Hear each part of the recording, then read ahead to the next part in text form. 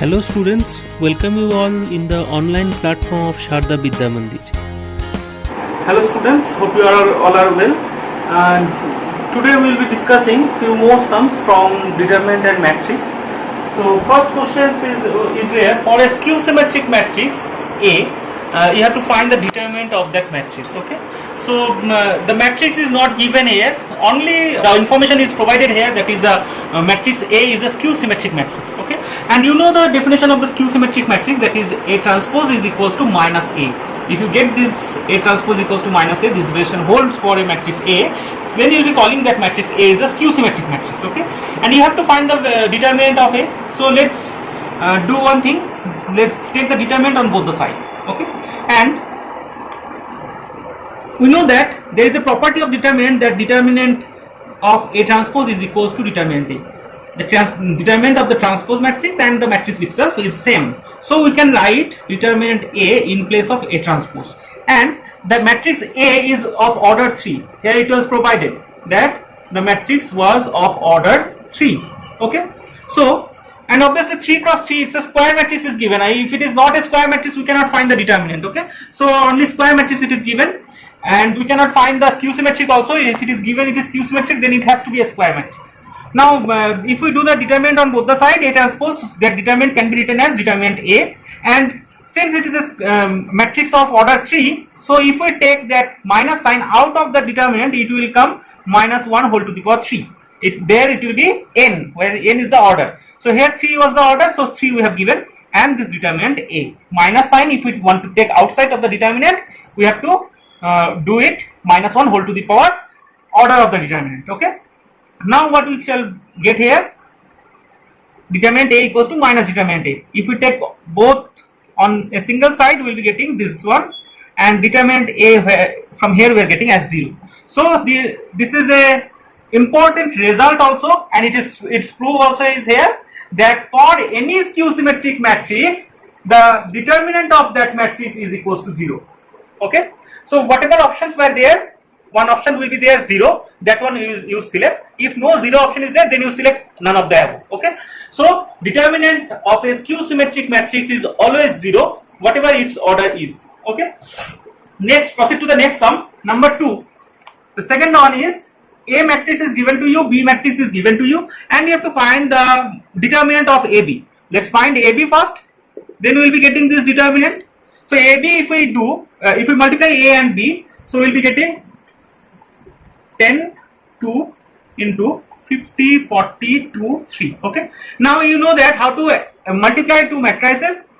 For the first matrix, we will go row wise, and for the second matrix, we will be going with the column wise. Okay. We will be multiplying the first row and the elements of the first column together. Okay. So we will be writing it here, and we will be getting it's 10,100, and it is, next one is first row and the second column, so we will be getting 8,150, it is 504, and then we are getting it 406. Okay, so this is the AB matrix we have got. Now we have to find this determinant of AB. So if we find the determinant of this 2 cross 2 matrix, we will be getting 10,100 into 406 minus 8,150 into this one. If you calculate this one, you will be getting minus 7,000. Okay. So this one will be the answer for this one. Okay, let's proceed to the next sum. What is given here? The third problem is, our A matrix is given a scalar matrix. We know what is a scalar matrix, and a scalar matrix is only a diagonal matrix will be there, and all the diagonal entries will be a single scalar, a same scalar it will be there. Okay, so we can say that our matrix A is given as a scalar matrix, and we have to find this determinant of this adjoint A. Now we have a formula that determinant of this adjoint A is equals to determinant A whole to the power n minus 1. Okay, so determinant A whole to the power n minus 1, this formula is there. Determinant of adjoint A is equals to determinant A whole to the power n minus 1. We have this formula. If we apply this one, then we don't have to find the adjoint of this actually. We will be finding the determinant A. Okay, and the determinant A will be getting is equals to a cube.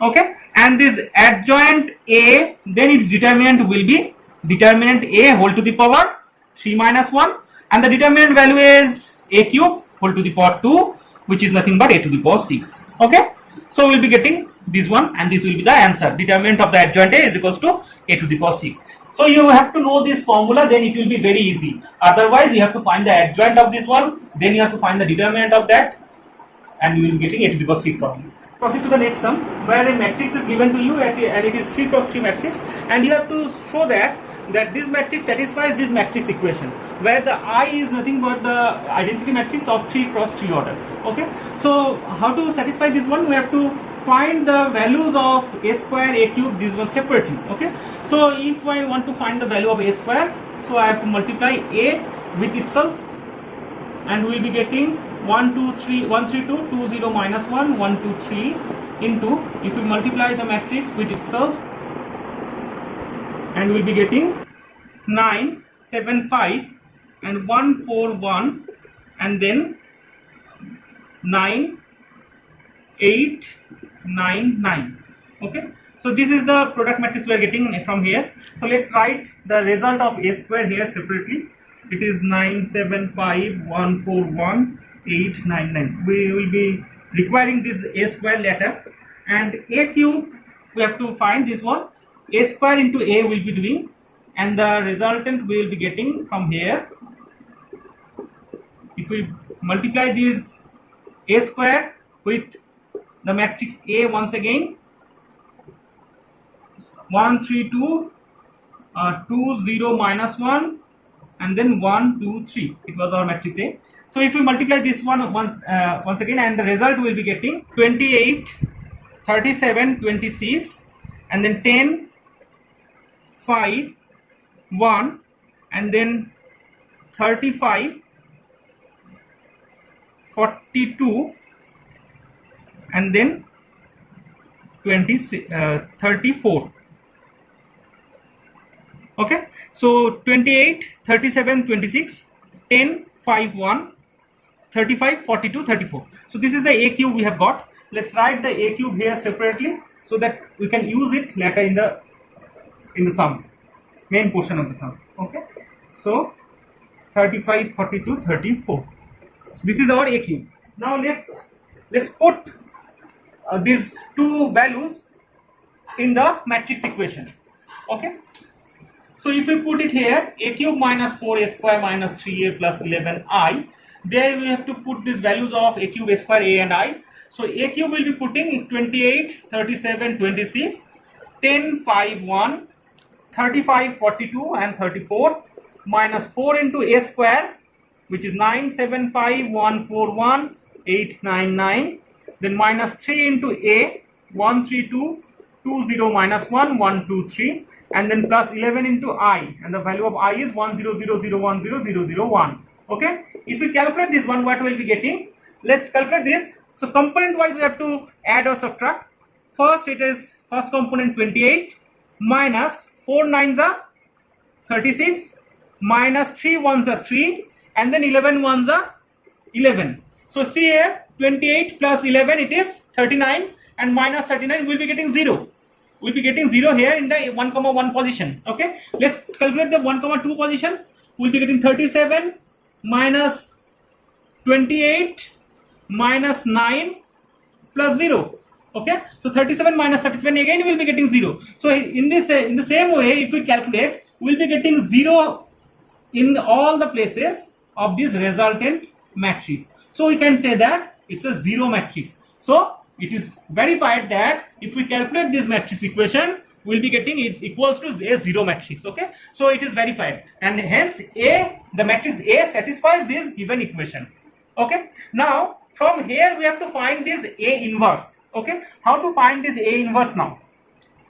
We will be requiring this A square value and A value once again. So let's take it. A cube minus 4a square minus 3a plus 11i is equals to 0.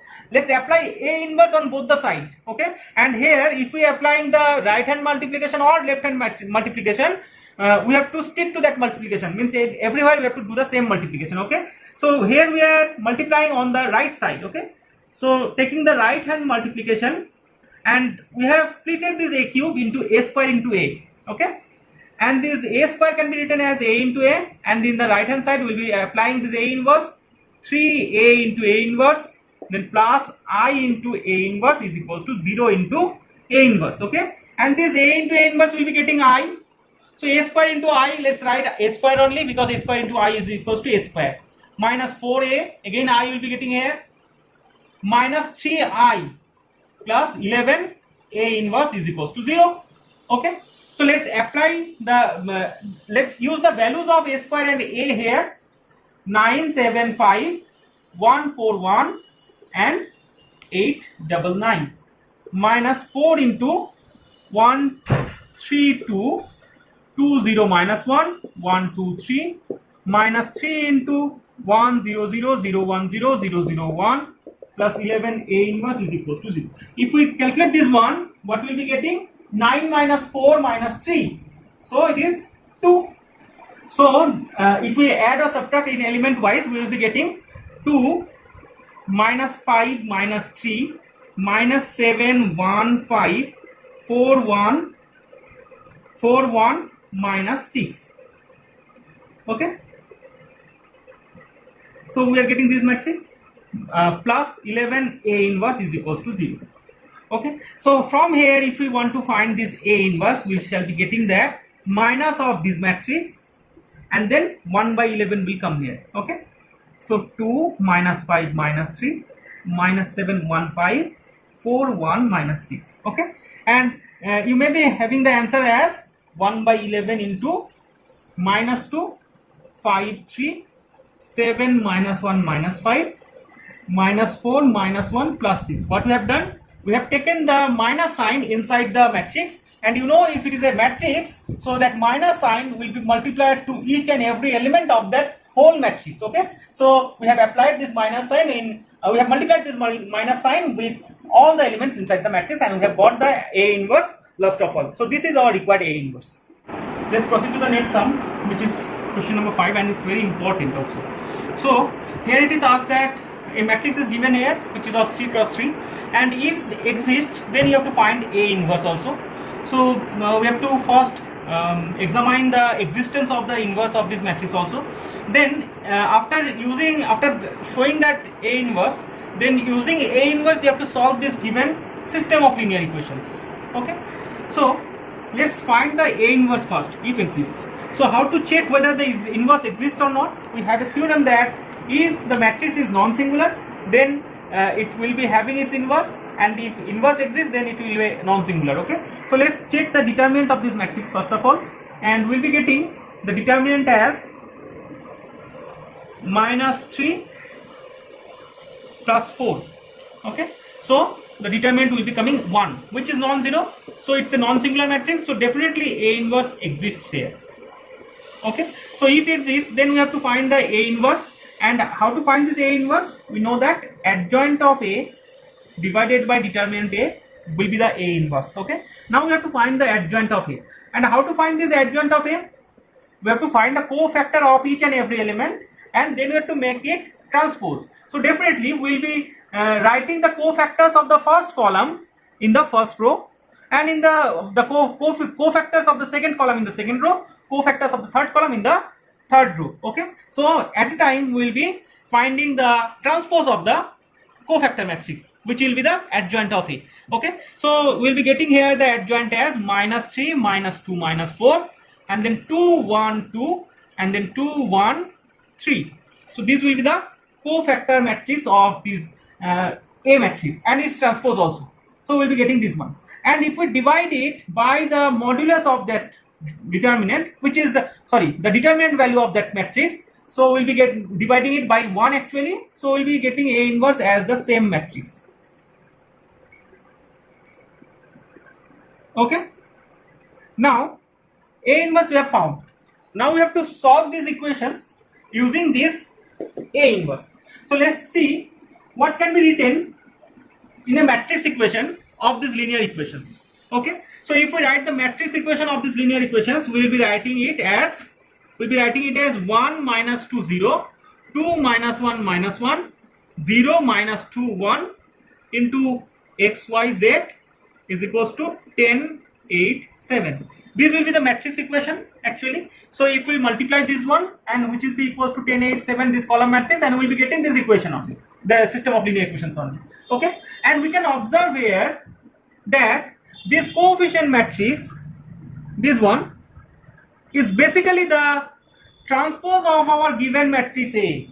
Okay, so this one, this coefficient matrix of this system of linear equation, there the coefficient matrix is the transpose of this given matrix A. Okay, so I can write this one as A transpose into X, capital X, which is the variable matrix, which is equals to B. Let's name this column matrix as B. Okay, right hand side matrix. Now how to find this X then? X will be found as A transpose, then its inverse. If we take this A inverse, A transpose inverse on A transpose on that side, we'll be getting A transpose inverse into B, right? Now A transpose this inverse, we have a formula. We have a formula that A transpose it in its inverse is equals to A inverse then its transpose. Okay, so we can write this one as, using this formula, we can write X as A inverse then its transpose into B. And A inverse is transpose. A inverse we have. This one is the A inverse we have found.